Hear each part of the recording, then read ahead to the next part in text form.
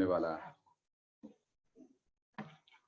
मैं आपको एक इम्पॉर्टेंट पॉइंट पे स्ट्रेस लेकर आना चाहता हूं।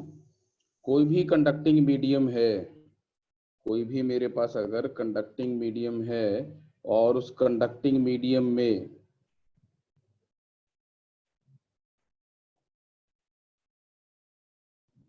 अगर आप कोई इलेक्ट्रिक फील्ड सेटअप करते हैं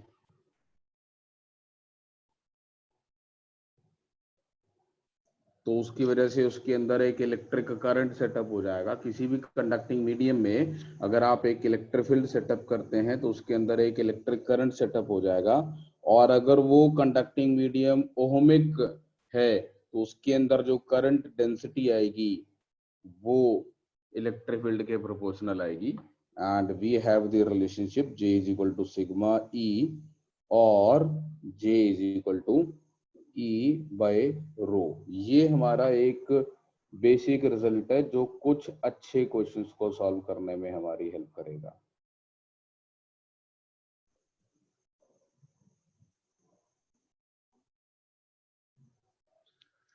सिग्मा कंडक्टिविटी का रिप्रेजेंटेटिव है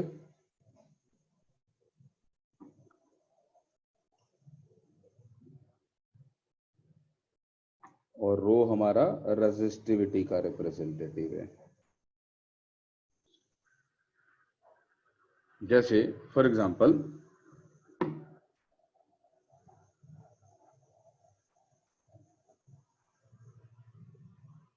मेरे पास एक मेटालिक स्फीयर है,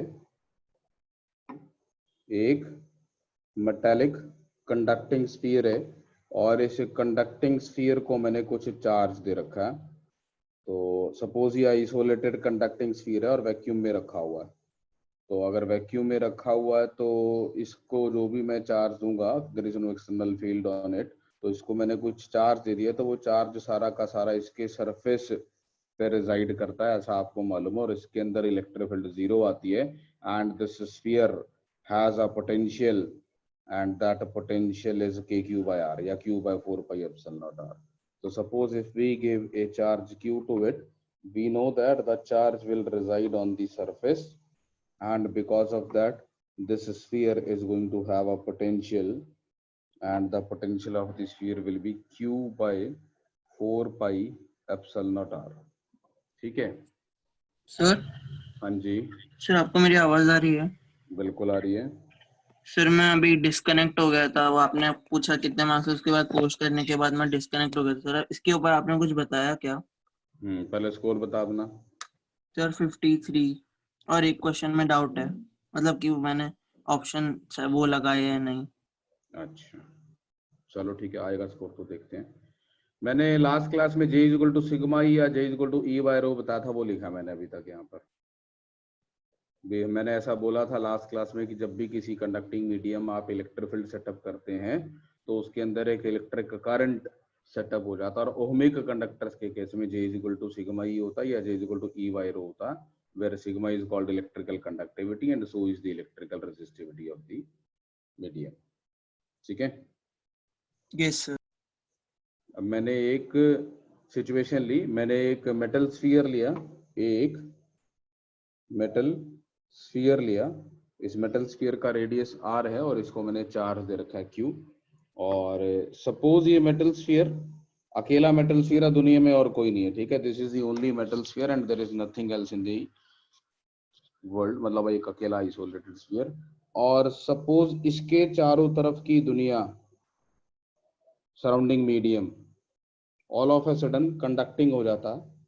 all of a sudden the surrounding medium becomes conducting with electrical conductivity sigma and you may assume that the relative permittivity or the dielectric constant is 1। तो अगर इसके चारों तरफ का सराउंडिंग मीडियम कंडक्टिंग बन जाता है तो इसका चार्ज लीक कर जाएगा, बिकॉज इसके चारों तरफ का मीडियम कंडक्टिंग बन गया तो charge will flow from this metal sphere. कहां जाएगा लीक करके?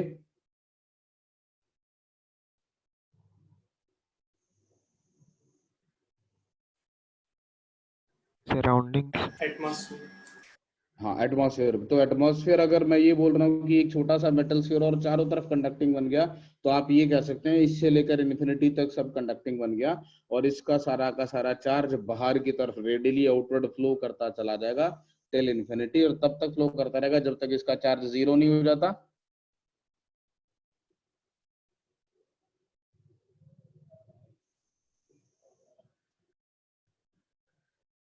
तो आपने कैलकुलेट करना है the charge remaining on this conducting sphere as a function of time T.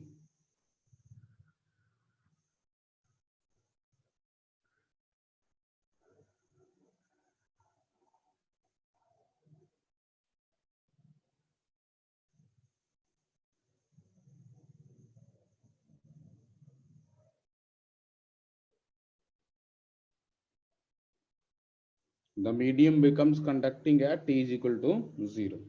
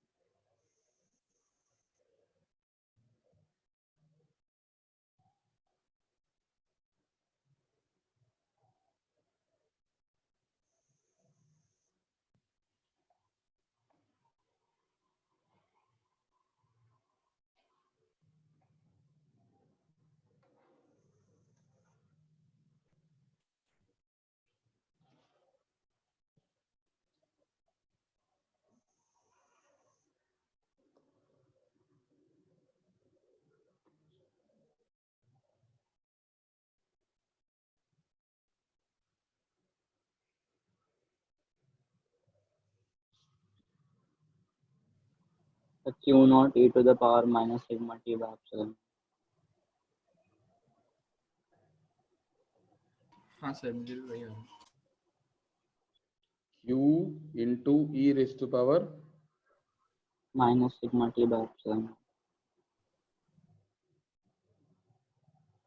minus sigma t by epsilon naught।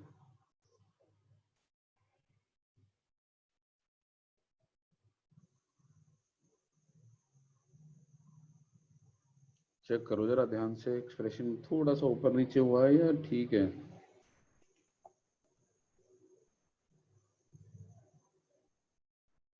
Epsilon not sigma epsilon not ही आएगा,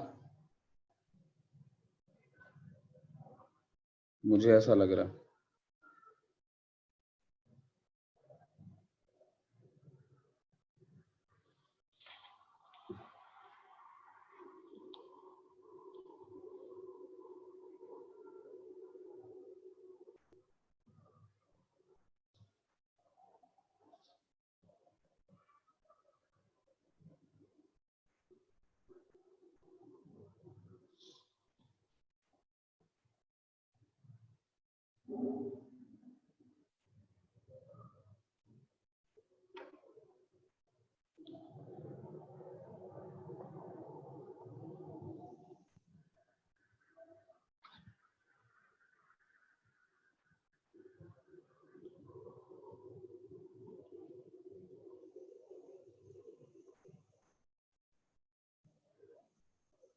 तो इसके सेंटर से स्मॉल आर डिस्टेंस पे आप इलेक्ट्रिक फील्ड लिख सकते हैं किसी भी मूवमेंट पे, और ये इलेक्ट्रिक फील्ड की वैल्यू हो जाएगी 1/4 पाई epsilon not Q by R square, where Q is the charge remaining at any time t. और बिल्कुल एग्जैक्टली यही इलेक्ट्रिक फील्ड यहां सब जगह होगी। तो अगर यहां सब जगह यही इलेक्ट्रिक फील्ड होगी तो इस स्फेरिकल सरफेस पे आप एक यूनिफॉर्म, मतलब यूनिफॉर्म तो नहीं, ठीक है, मैग्नीट्यूड में सेम इलेक्ट्रिक फील्ड दिखाई देगी। तो सब जगह पे सेम करंट डेंसिटी दिखाई देगी। तो क्या आप ये निकाल सकते हैं कि यहाँ से इस बाउंड्री से, ये जो मैंने स्फेरिकल सरफेस बनाया, इस स्फेरिकल सरफेस से कितना चार्ज पर सेकंड फ्लो करके बाहर जा रहा होगा? ये होता है मेरा सिग्मा ई, सिग्मा और बाय डायमीटर ई की वैल्यू, हाँ नीचे ही आ रहा, मेरा पता नहीं क्यों कुछ दिमाग में चल रहा है। वो ई की वैल्यू कितनी? Q by 4 pi epsilon naught R square. और अगर मेरे को टोटल करंट फ्लो निकालना है तो वो 4 पाई R स्क्वायर इंटू जे हो जाएगा। और 4 पाई R स्क्वायर इंटू जे करेंगे तो sigma Q by epsilon not हो जाएगा। हाँ ठीक है बेटा, वो मेरे को गलत लग रहा था, मैंने गलत बोला, ये sigma T by epsilon not ही आएगा। मेरे को कुछ गलत उल्टा सा रिजल्ट याद आ रहा था, ये ठीक है बिल्कुल। और I को लिख देंगे minus D q by D T. ये Q छोटा Q है, इंस्टेंटेनियस चार्ज था, और उस समय पे जो करंट होगा वो minus D q by D T को रिप्रेजेंट कर रहा होगा, क्योंकि जितना उस बाउंड्री में से चार्ज फ्लो करके जा रहा होगा वो सारा का सारा उस स्फीयर के चार्ज के डी ग्रोथ को रिप्रेजेंट कर रहा होगा। तो यहाँ से डी क्यू बाई क्यू की value minus sigma T by epsilon naught आ जाएगी। और अगर मैं इंटीग्रेट कर दूंगा, इंटीग्रेशन की लिमिट्स Q से Q, 0 से T, तो हमारे पास आ जाएगा ln of Q by Q is equal to minus sigma T by epsilon naught. तो Q की वैल्यू हो जाएगी capital Q into e raise और minus sigma T by epsilon not.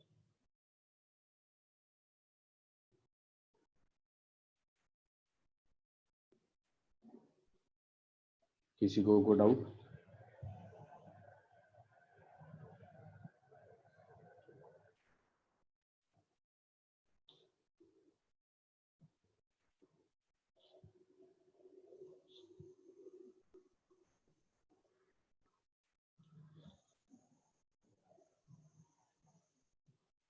अगर यहाँ पे इस स्फीयर की बजाय एक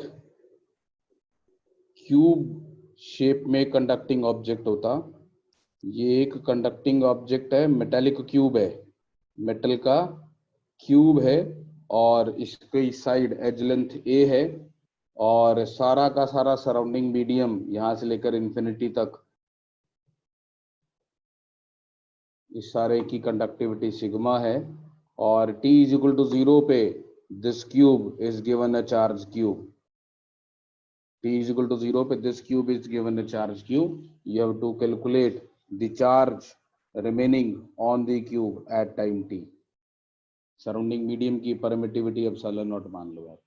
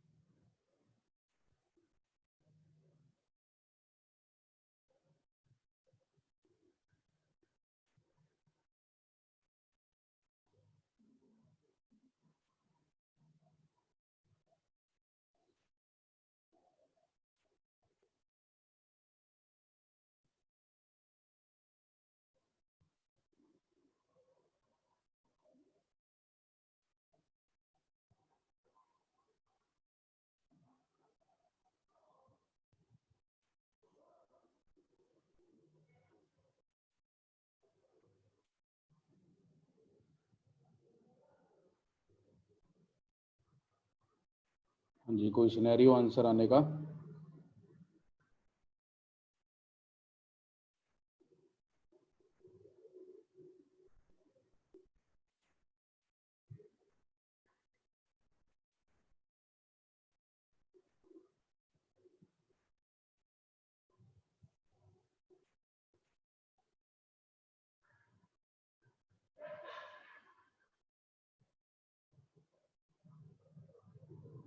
करूं सॉल्व में? 2 मिनट सर।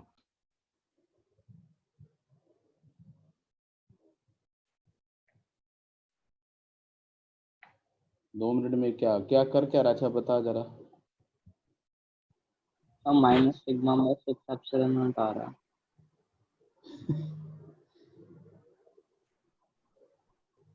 मतलब क्या आंसर वही क्या आ रहा है? Q is Q equal e to the capital Q e raised to power minus sigma by 6 epsilon naught. 6 epsilon naught. कैसे? तो गलत होने की बहुत ज्यादा संभावना है। गलती है? ठीक।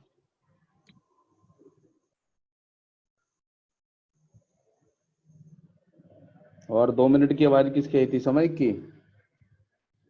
हाँ सर। क्या कर रहा है? सर वही फील्ड लिख के कोशिश कर रहा हूँ पिछले क्वेश्चन तो से। या तो क्वेश्चन नहीं सर 6 का नहीं आंसर आएगा, सेम रहेगा। या तो क्वेश्चन 30 सेकंड में होगा या तो होगा ही नहीं। ठीक है सर।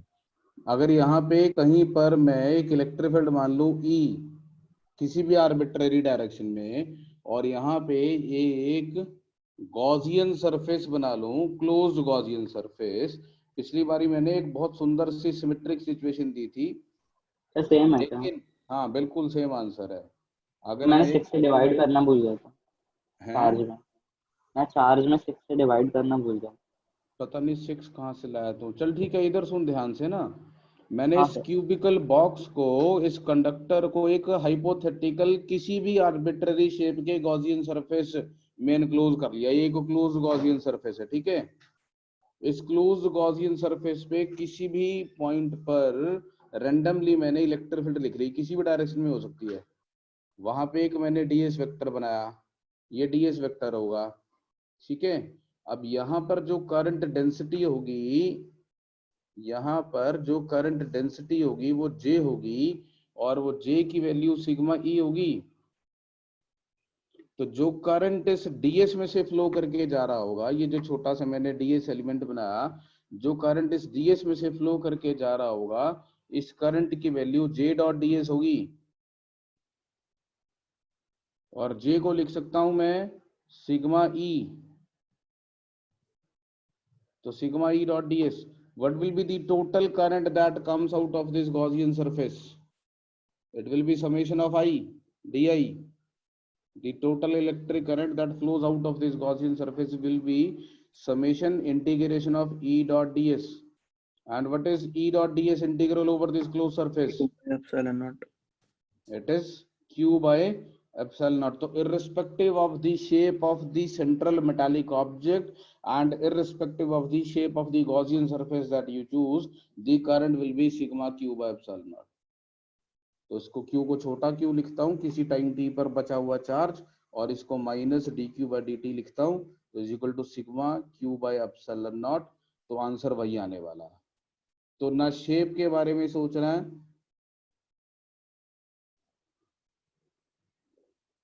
बस ऐसे आंसर आएगा।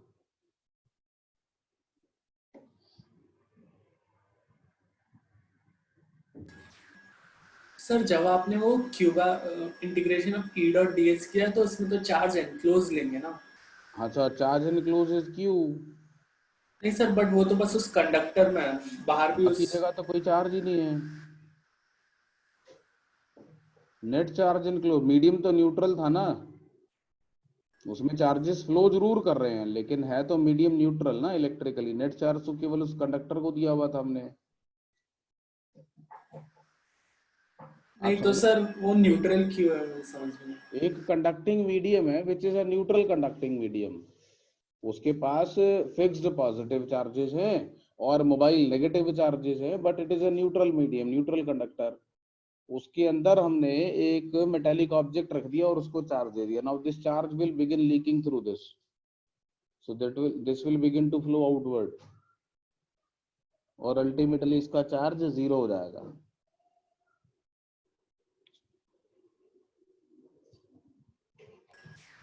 सर हम्म. सर अगर आपने उस रीजन में चार्ज मान भी लिया कि अगर कंडक्टर के थ्रू फ्लो हो रहे हैं और आपने गॉसियन सरफेस बना उसके अंदर चार्ज है तब भी सेम तो आएगा आंसर. क्या बोल रहा है? सर मतलब अगर आपने ऐसा माना कि कंडक्टिंग रीजन के अंदर भी चार्ज है जो है अपना हाइपोथेटिकल गॉसियन सरफेस बनाया है उसमें भी कभी प्रेजेंटली कुछ चार्ज है क्यों उसका तब भी चार्ज सेम भी आ आंसर जाएगा आएगा. यहाँ पर ना, उसका चार्ज भी यहाँ जाएगा. तो in that case this q will represent the total charge enclosed by this Gaussian surface. हाँ but dq by dt will still remain I ना. हाँ हाँ सर तो सेम ही आंसर आएगा उससे भी. हाँ, बट उस केस में बस ये q क्यूब के चार्ज को रिप्रेजेंट करने के बजाय total charge enclosed by the Gaussian surface at any time t हो जाएगा. और फिर लॉजिकली हमें ऐसा लेना पड़ेगा कि इस गॉसियन सरफेस के अंदर other than cube also charge is in the medium क्योंकि फिर बाकी चार्ज कहाँ गया. चार्ज तो सब जगह प्रेजेंट ही है बेटे. कंडक्टिंग मीडियम में तो चार्ज तो प्रेजेंट ही है, बट कंडक्टिंग मीडियम होने का मतलब केवल यही है कि उसमें मोबाइल चार्जेस प्रेजेंट हैं जो मूव कर सकते हैं, बट वो इलेक्ट्रिकल न्यूट्रल ही है. आपके इलेक्ट्रिकल सर्किट में जो कंडक्टिंग वायर्स लगी होती हैं, they are all they stay electrically neutral while charge flows through them.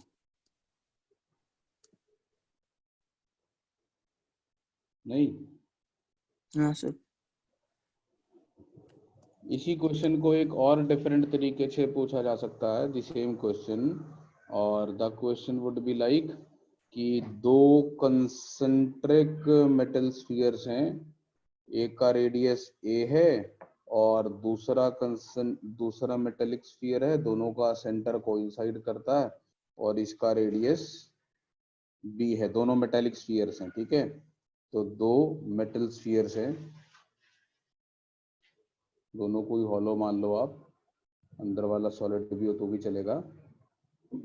और इसके पास इसको चार्ज दिया मैंने Q1 और इसको चार्ज दिया मैंने Q2, और इन दोनों के बीच का जो मीडियम है उसको मैंने फिल कर दिया, इन दोनों के बीच की स्पेस को मैंने फिल कर दिया एक मीडियम से जिसकी कंडक्टिविटी सिग्मा है. तो चार्ज फ्लो कर जाएगा अंदर से बाहर. ऐसे क्वेश्चंस हम करते थे जिसमें बस इतना पूछता था मैं आपसे कि यार ये दो मेटल स्फीयर हैं और अंदर वाले को बाहर वाले से वायर से कनेक्ट कर दिया, what is the amount of heat generated. याद है? हाँ हाँ सर. अंदर हाँ वाले का तो सारा चार्ज बाहर. हाँ, तो अंदर वाले का सारा चार्ज बाहर फ्लो कर जाएगा. तो अभी इसी क्वेश्चन को हम डायनामिक्स की फॉर्म में पूछ सकते हैं कि भैया दो मेटल स्फीयर्स हैं, एक का रेडियस है एक का रेडियस भी, अंदर वाले को Q1 चार्ज दिया, बाहर वाले को Q2, और अब इनके बीच का जो मीडियम है वो कंडक्टिंग अगर है और उसकी कंडक्टिविटी सिग्मा है, तो किसी भी टाइम t पर, ये situation t is equal to 0 पे Q1 और Q2 थी, तो किसी भी टाइम t पर अंदर वाले स्फीयर का चार्ज कितना होगा और बाहर वाले स्फीयर का चार्ज कितना होगा? कैलकुलेट करके बताओ.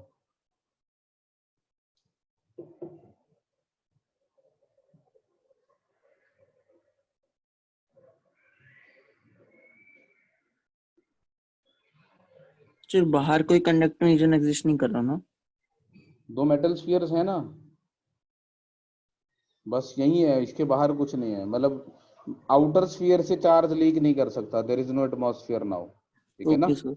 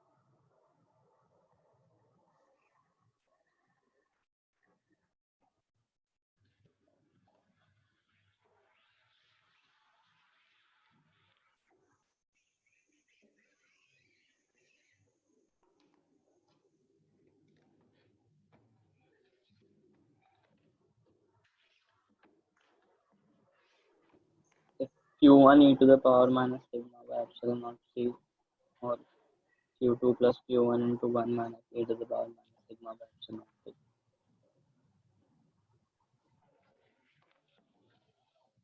अंदर वाले स्फीयर का चार्ज रिपोर्ट किया जा रहा है Q1 e raise to power minus sigma T by epsilon naught, और बाहर वाले का टोटल चार्ज रिपोर्ट किया जा रहा है Q2 plus Q1 e raise to minus sigma T by epsilon naught. नहीं, So 1 minus e to the power. Q2 plus Q1 into 1 minus e raise to minus sigma T by epsilon naught.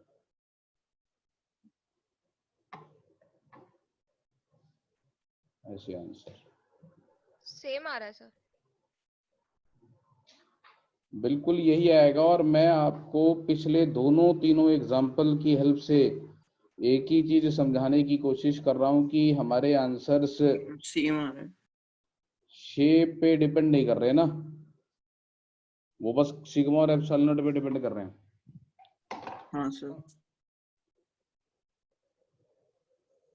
किसी को कोई doubt? सबके आ रहे हैं ये answer? हाँ sir. तो सेम ही लॉजिक लगाना आप यहाँ से, आप चाहे नॉर्मल मैथमेटिक्स लगा के प्रॉपर कैलकुलेशन करके कर लो कि यहाँ से r डिस्टेंस पे आप एक इलेक्ट्रिक फील्ड लिख लो E, और यही इलेक्ट्रिक फील्ड इस पूरे r रेडियस पे सब जगह पर होगी, और उस इलेक्ट्रिक फील्ड को इंटीग्रेट करके J इक्वल टू सिग्मा से J निकालो, J को इंटीग्रेट करके करंट निकाल लो, उससे सॉल्व कर लो, और दूसरा हमें पता ही है कि आंसर वैसा आएगा। और जरा इस क्वेश्चन को ध्यान से देखें। इस क्वेश्चन को एक इलेक्ट्रिकल सर्किट की फॉर्म में अगर मैं रिप्रेजेंट करना चाहूं तो ये सर्किट कुछ ऐसा है कि जैसे एक कैपेसिटर है जिसकी प्लेट पे, एक प्लेट पे प्लस क्यू चार्ज है, एक प्लेट पे माइनस क्यू चार्ज है, और उस कैपेसिटर की दोनों प्लेट्स को एक रेजिस्टेंस से कनेक्ट करके स्विच क्लोज कर दिया गया t इक्वल टू 0 पे।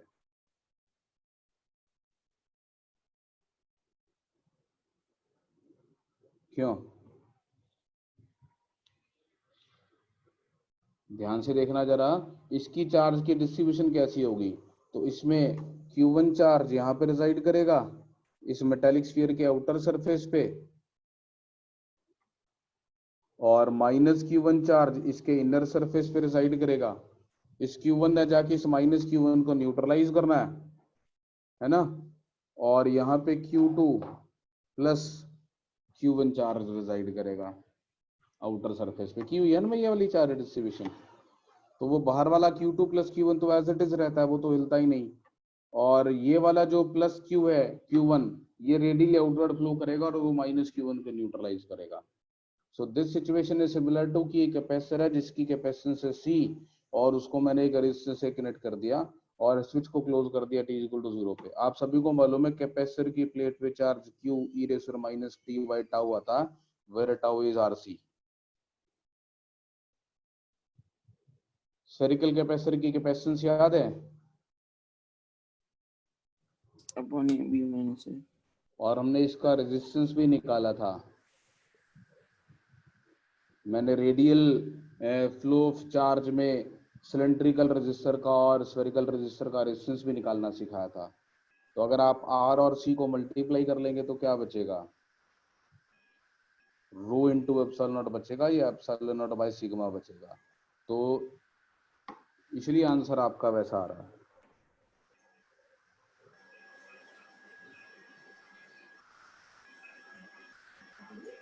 सर आप ये एनालॉजी एक बार फिर से बता सकते हैं? मैंने समझा। एनालॉजी नहीं बता रहा हूं मैं तो ये बता रहा हूं कि यहाँ पे आपको एक कैपेसिटर दिख रहा है, स्फेरिकल कैपेसिटर, और इसकी प्लेट्स को मैंने एक रेजिस्टेंस से कनेक्ट कर दिया, इनके बीच का मीडियम कंडक्टिंग बना दिया। क्या मतलब कि एक प्लेट से दूसरी प्लेट तक एक कंडक्टिंग पाथ क्रिएट कर दिया। माइक ऑफ कर लो बेटा, आप अपना इसको मोबाइल को चार्जिंग पे कर दो, है ना।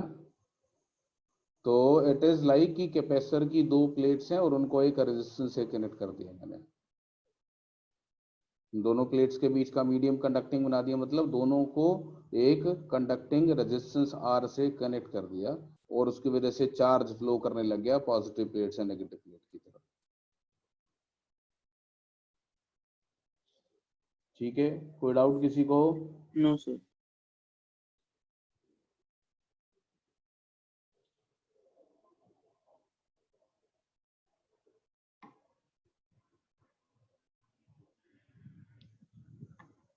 सर एक सेकंड थोड़ा स्क्रॉल अप कर सकते हैं?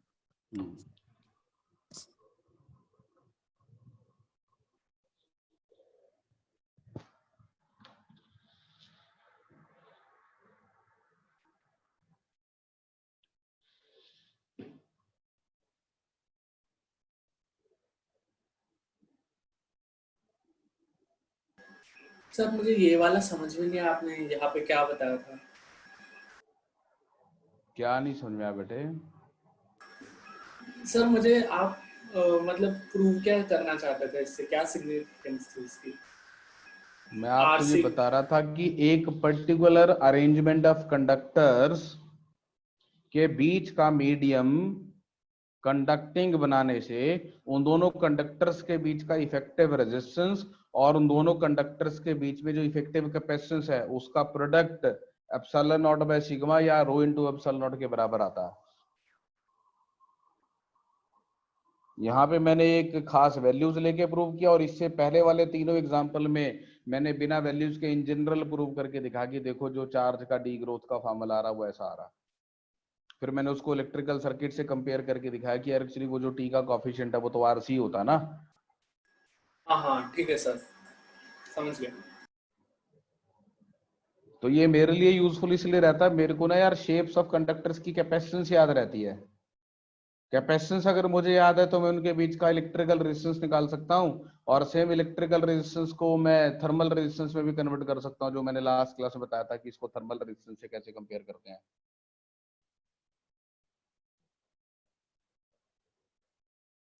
हो गया सर।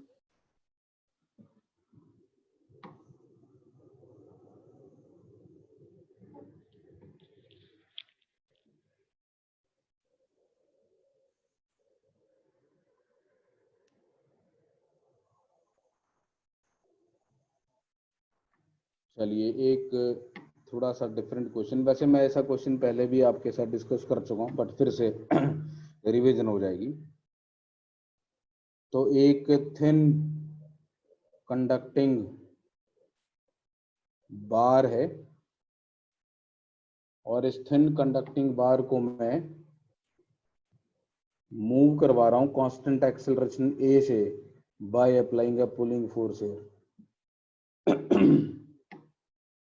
तो एक थिन कंडक्टिंग बार है और मैं इसको कांस्टेंट एक्सेलरेशन ए से मूव करवा रहा हूं by applying a force on the right hand. Small M represent करता है मास ऑफ एन इलेक्ट्रॉन और ई इज द चार्ज। आपने कैलकुलेट करना है potential difference between the ends of the conductor.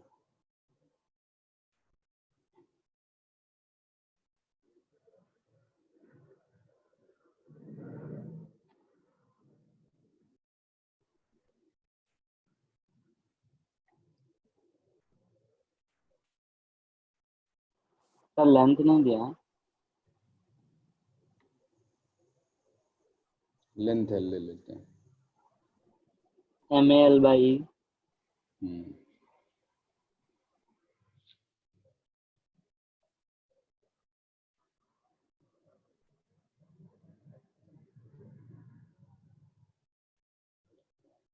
हाँ सर वही आ रहा है।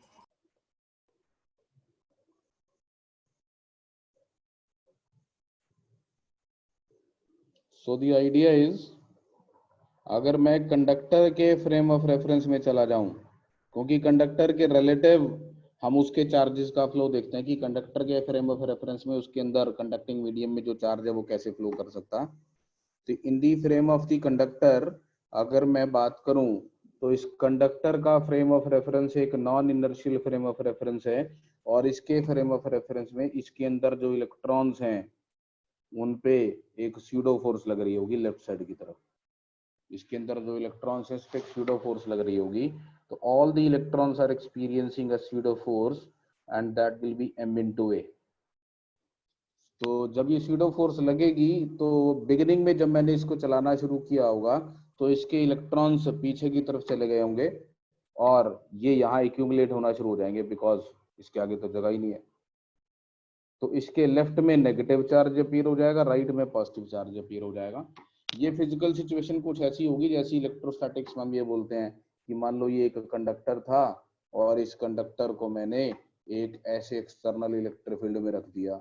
अगर मैंने इसको एक एक्सटर्नल इलेक्ट्रिक फील्ड में रख दिया तो इसके इलेक्ट्रॉन्स पे एक इधर को फोर्स लगने लग जाती है ई नॉट, और उसकी वजह से इस कंडक्टर के लेफ्ट साइड में नेगेटिव चार्ज आना शुरू हो जाता है, राइट में पॉजिटिव, और एक और इलेक्ट्रिक फील्ड इसके अंदर क्रिएट हो जाती है EI, electric field due to induce charges.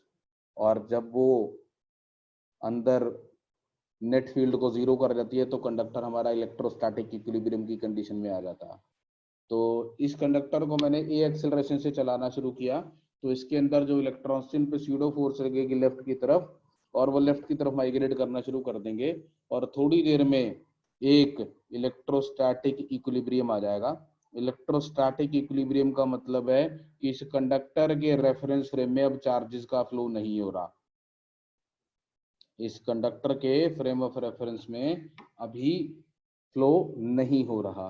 तो अगर इस कंडक्टर के फ्रेम ऑफ रेफरेंस में फ्लो नहीं हो रहा तो इसका मतलब ये जो इलेक्ट्रिक फील्ड जनरेट हुई है इंड्यूस चार्ज की वजह से, इधर पॉजिटिव इधर नेगेटिव, तो एक ऐसे इलेक्ट्रिक फील्ड क्रिएट हो गई होगी और इस इलेक्ट्रिक फील्ड की वजह से इलेक्ट्रॉन्स पे एक राइट की तरफ फोर्स लगने लगी होगी, charge of electron into electric field. एक लेफ्ट साइड की तरफ फोर्स लग रही थी M में, तो M into A must be equal to E into ई।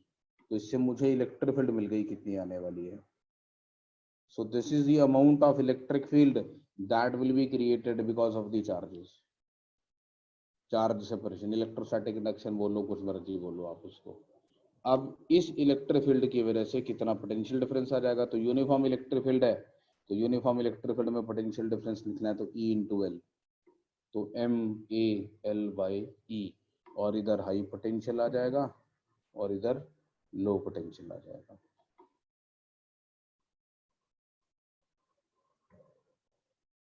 किसी को कोई डाउट इसमें?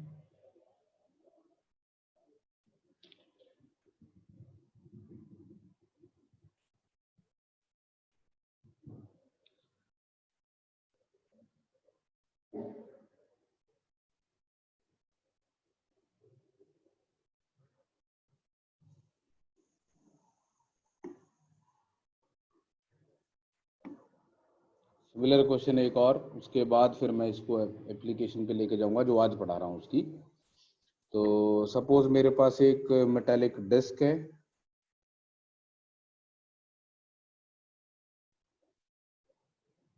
और इस मेटालिक डिस्क का रेडियस सपोज R है और इस मेटालिक डिस्क को मैं स्पिन कर रहा हूँ कांस्टेंट एंगुलर वेलोसिटी ओमेगा से।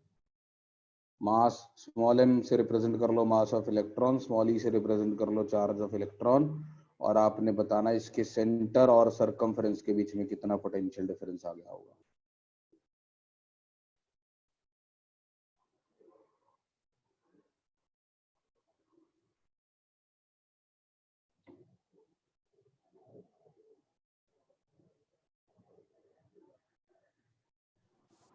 M omega square R square by 2.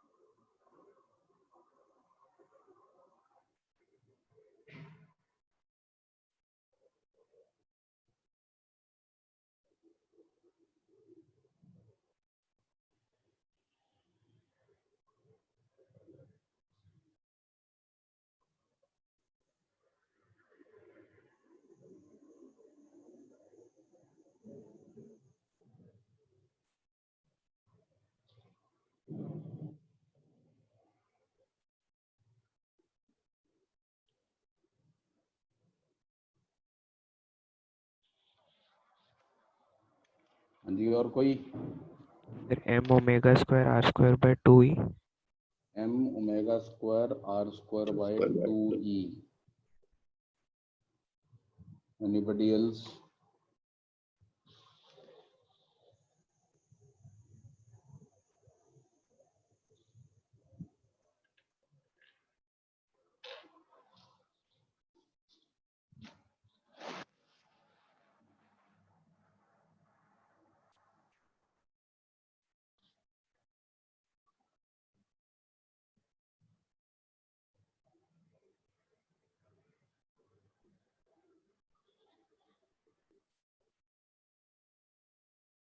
हाँ सर वही है। So the idea is इस डिस्क के फ्रेम ऑफ रेफरेंस में अगर आप इसके अंदर किसी भी एक इलेक्ट्रॉन के बारे में बात करें तो उस इलेक्ट्रॉन पे एक स्यूडो फोर्स लग रही होगी, सेंट्रीफ्यूगल फोर्स बाहर की तरफ, and that will be m omega square r, that is the centrifugal force. और इसकी वजह से इसके इलेक्ट्रॉन्स रेडियली आउटवर्ड चले गए होंगे, they are the mobile charges, so they will be thrown outward because of the centrifugal force, जैसे पिछली बार स्यूडो फोर्स की वजह से लेफ्ट की तरफ चले गए थे। और इसमें सेंटर के अराउंड एक पॉजिटिव चार्ज एक्यूमुलेट होना शुरू हो जाएगा और बाहर की तरफ एक नेगेटिव चार्ज एक्यूमुलेट होना शुरू हो जाएगा, और यहाँ पर अब एक इलेक्ट्रिक फील्ड क्रिएट हो जाएगी बाहर की तरफ E at a distance r, such that radially inward force E on the electron is balancing the centrifugal force। ये कंडीशन होगी at electrostatic equilibrium। at electrostatic equilibrium ये हमारी कंडीशन हो जाएगी। तो इससे इलेक्ट्रिक फील्ड की वैल्यू आ जाएगी m omega square r by E।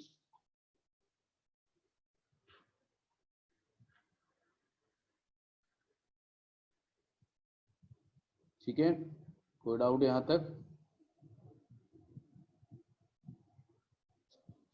अब ये इलेक्ट्रिक फील्ड है E, और अगर मैं मान लेता हूं यहाँ पे पोटेंशियल है V, तो इसको minus dV by D R लिख सकते हैं। तो यहाँ से dV की value minus m omega square r D R by E आ जाएगी, और इसको इंटीग्रेट कर देते हैं। बाहर की तरफ रेडियल आउटपुट को पॉजिटिव ले रहे हैं, तो V सेंटर से या V पेरीफेरी, V सेंटर से V पेरीफेरी, तो मेरे पास Vp माइनस Vc की value minus m omega square, ये 0 से लेकर r तक, r स्क्वायर बाय 2e। तो centre will be at higher potential than periphery and the potential difference will be m omega square r square by 2e।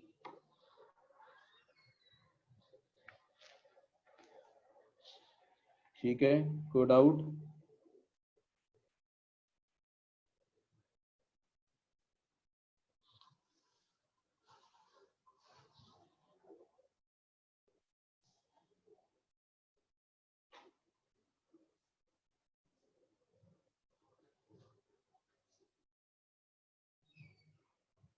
पूछना है किसी को कुछ?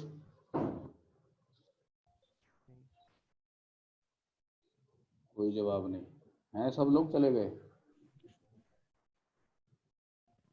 सर 1 सेकंड ऊपर कर सकते हैं? इससे भी ऊपर? हाँ ये वाला? इससे ऊपर। हाँ सर ठीक है, थैंक यू सर।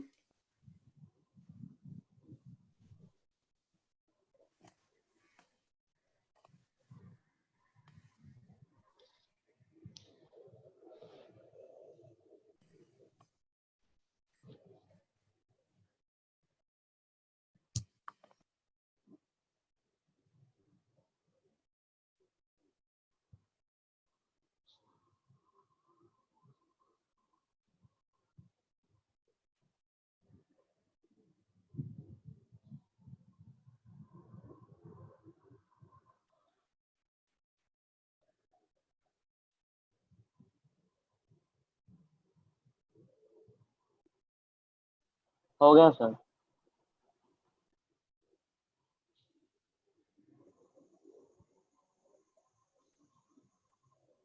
अब इसका एप्लीकेशन पे आते हैं। ये जो मैं पढ़ा रहा था इसकी एप्लीकेशन किस तरीके की आपको देखने को मिलेगी। तो एक मेरे पास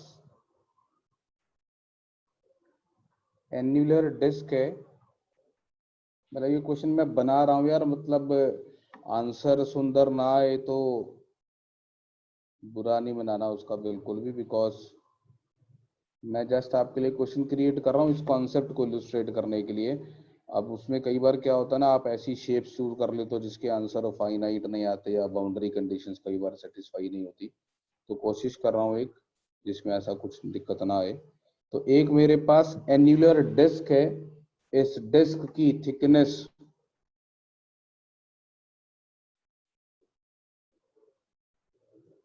d है, इसका इनर रेडियस a है, आउटर रेडियस b है।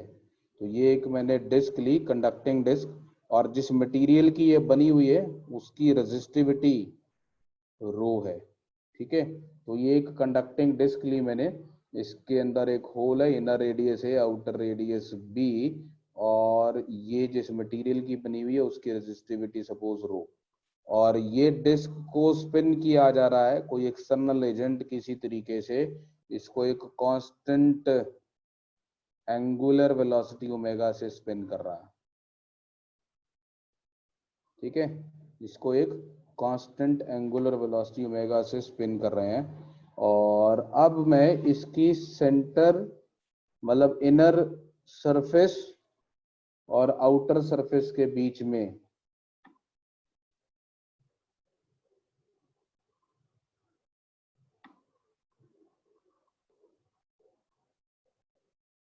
एक रेजिस्टेंस कनेक्ट कर देता हूं।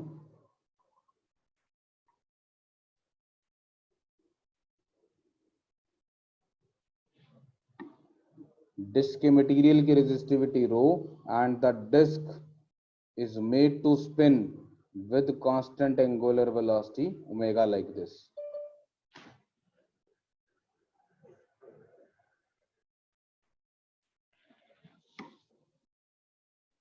ठीक है, तो what is the current that flows through the R? तो पहला पार्ट है मेरा how much current exists in the resistance capital R, एक पार्ट। दूसरा part what is the electrostatic field in the disk at a distance, at a radial distance r from the center.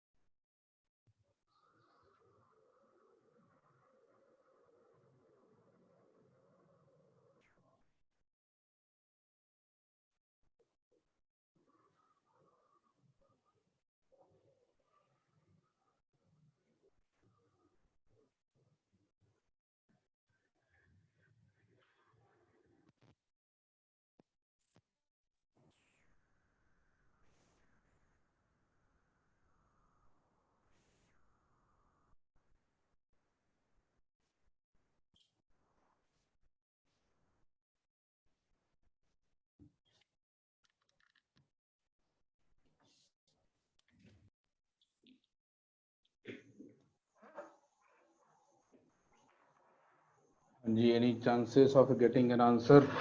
Sir हाँ जी। Sir पहले वाले का m omega square into B square minus ए square upon 2e bracket में r plus, नीचे हाँ sir, r plus resistivity into pi into B square minus ए square into D. सब ऊपर, डी भी ऊपर ही नहीं, डी नीचे है सर। ऐसे। नहीं, बी स्क्वायर माइनस ए स्क्वायर इंटू डी,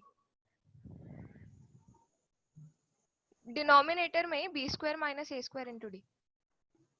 इस पे थोड़ा सा काम करो, ये रेजिस्टेंस आपने ठीक नहीं निकाला इसका।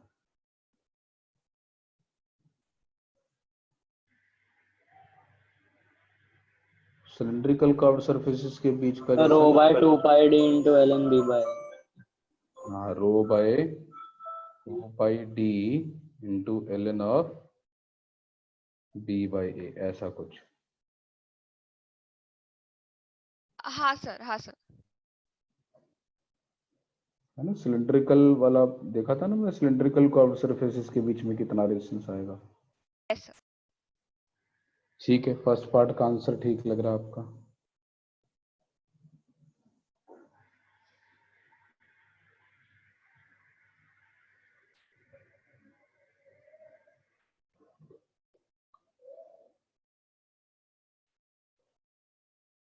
तो फर्स्ट पार्ट को करने का मेथोडोलॉजी क्या है मैं आपको एक बार बता देता हूँ, आपने कर लिया है, इट इज गुड। तो वी बाय आर का सर डायरेक्ट कर सकते हैं। हाँ, उसके लिए बस एक छोटी सी बात है जो मैं आपको समझाना चाह रहा हूँ, ठीक है ना। जो V by R plus R आप डायरेक्ट कर सकते हैं, उसका सिग्निफिकेंस समझने की कोशिश करते हैं। अगर ये एक्सटर्नल रेजिस्टेंस आर यहाँ नहीं लगाया होता, in the absence of R, current नहीं होता, है ना। In the absence of R, ये जो हमारी डिस्क है, इसमें कोई इलेक्ट्रिक करंट एग्जिस्ट नहीं कर रहा होता, और उस समय इसके सरकमफ्रेंस, इसके इनर सरफेस, मतलब radial distance A from the centre और radial distance B from the centre के बीच में कितना पोटेंशियल डिफरेंस आता है, ये अभी हमने निकालना सीखा था थोड़ी देर पहले। कितना था वो? तो इलेक्ट्रिक फील्ड लिख ली थी हमने रेडियल डिस्टेंस आर पे, और उसको E into E is equal to M omega square r करके इलेक्ट्रोस्टैटिक फील्ड कैलकुलेट की थी, और इस इलेक्ट्रोस्टैटिक फील्ड को इंटीग्रेट करके हमने पोटेंशियल डिफरेंस निकाला था, है ना। तो अगर मैं इसमें रेडियल डिस्टेंस आर पे, यहाँ से रेडियल डिस्टेंस आर पे इलेक्ट्रिक फील्ड मान लो E है, तो E इंटू ई इलेक्ट्रॉन पे अंदर की तरफ फोर्स लग रही होगी, क्योंकि नेगेटिव चार्ज है, और ये माइनस साइन छोड़ दिया मैंने, E into E M omega square R के बराबर होगी, where M omega square R is the centrifugal force. ये in the absence of external resistance R होगा, क्योंकि in the absence of external resistance R there will be no flow of charge, so there will be a state of electrostatic equilibrium, जहां पे net force zero होनी चाहिए, तो E must be equal to M omega square R. तो यहाँ से electric field की value आ जाएगी M omega square R by E, और इसको minus d V by D R लिख के इंटीग्रेट कर देंगे, जैसे प्रीवियस क्वेश्चन में हमने किया था। तो यहाँ से पोटेंशियल डिफरेंस बिटवीन 1 एंड 2 आ जाएगा, तो 1 ज्यादा पोटेंशियल पर होगा 2 से, और इसकी value m omega square into B square minus A square by 2e आ जाएगी। यहां तक किसी को कोई डाउट? अब ध्यान से समझना, ये डिस्क यहाँ पे एक सोर्स ऑफ ईएमएफ की तरह बिहेव कर रही है। मैं इन क्वेश्चंस के थ्रू आपको सेल की इंटरनल वर्किंग के बारे में आइडिया देना चाहता हूं। मैंने सेल्स में पढ़ा था कि सेल में एक केमिकल रिएक्शन होता है जिसकी हेल्प से चार्जेस को वो ड्राइव करता है। तो मैंने बोला था कि सेल में एक नॉन इलेक्ट्रोस्टैटिक ओरिजिन का एक सोर्स रहता है जो चार्जेस को पंप करता है लोअर पोटेंशियल से हायर पोटेंशियल।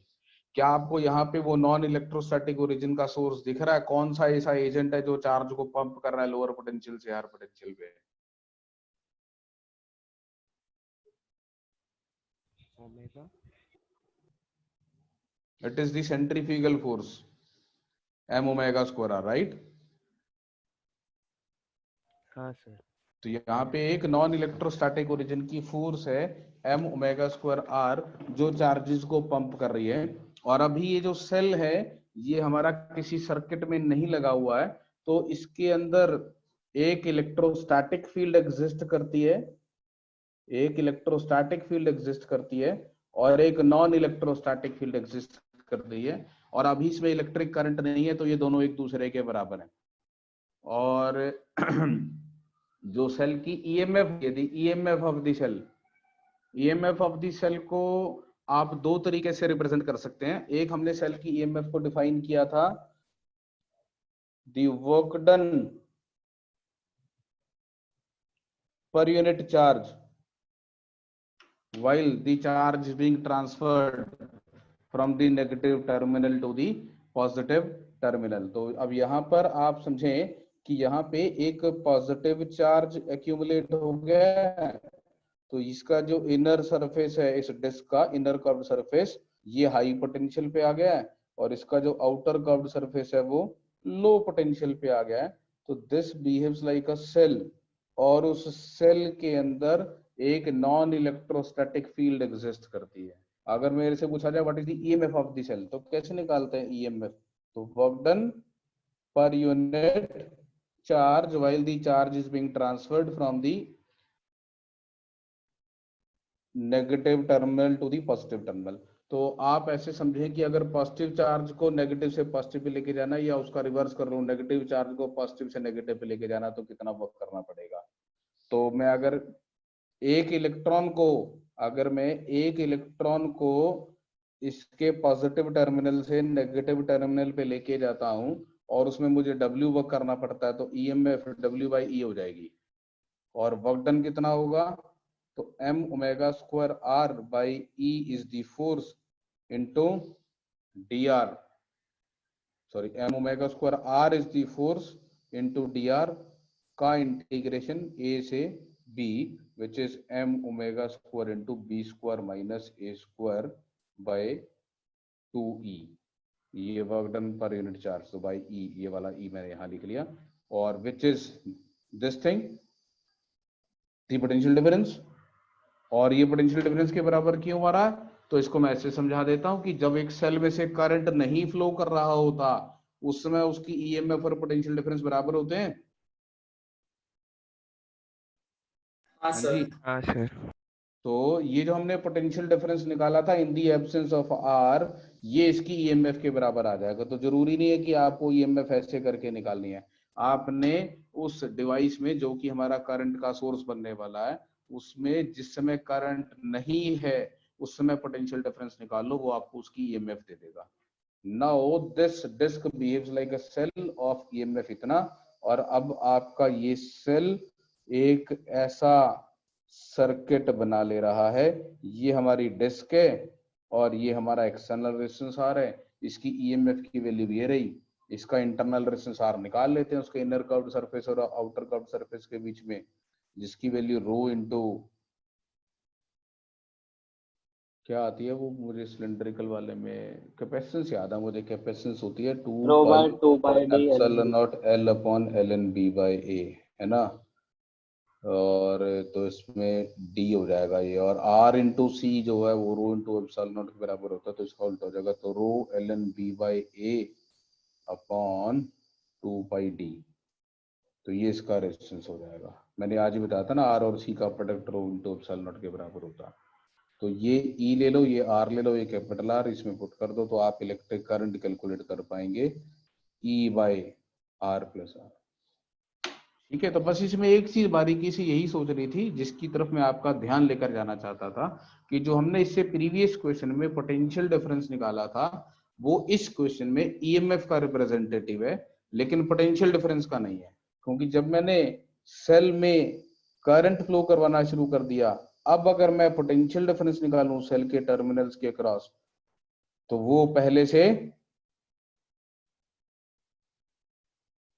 कम आएगा ना, E माइनस IR आएगा ना पोटेंशियल डिफरेंस अब। So that is the significance of asking the second part of the question. Now the electrostatic field will not be the same as that was calculated in the previous question.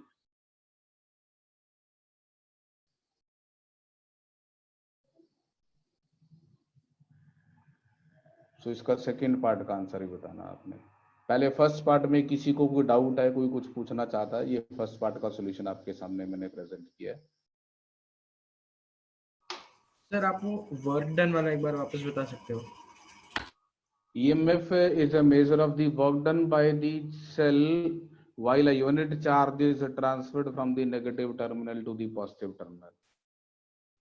तो मैंने unit positive charge की बजाय unit negative charge लिया, in fact एक electron लिया और उसको positive से नेगेटिव पे ले गया।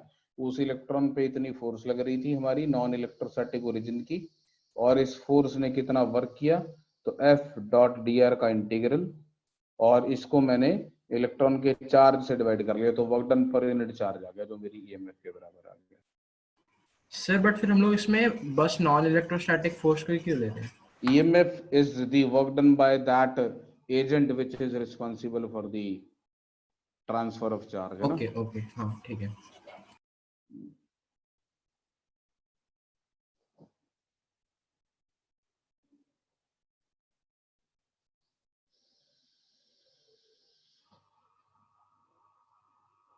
और यहाँ से सेकंड पार्ट के लिए हम ऐसा कर सकते हो कि स्मॉल एलिमेंट के लिए जो पोटेंशियल ड्रॉप और वर्क डन है उसको IR टाइप लिख दो, तो उसको उसका I/2 pi RD plus m omega square आ रहा है।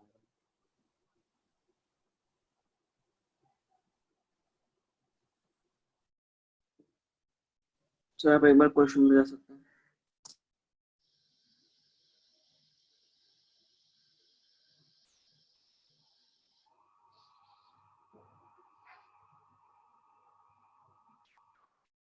Thank you sir.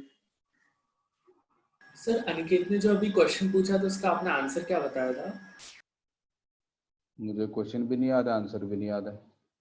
नहीं सर, अनिकेत ने पूछा था कि वो W बस हम नॉन इलेक्ट्रोस्टैटिक का ही क्यों ले रहे हैं? Because EMF is the work done by that non-electrostatic agent which is transferring charge from negative to positive terminal. Like in the chemical cell, it is the chemical reaction which is causing this to happen. तो वो एक अलग source है ना। EMF is not the electrostatic field. EMF is not due to electrostatic field. एक external agent circuit में लगा होता है जो कि चार्जेस को ड्राइव करता है। Okay sir,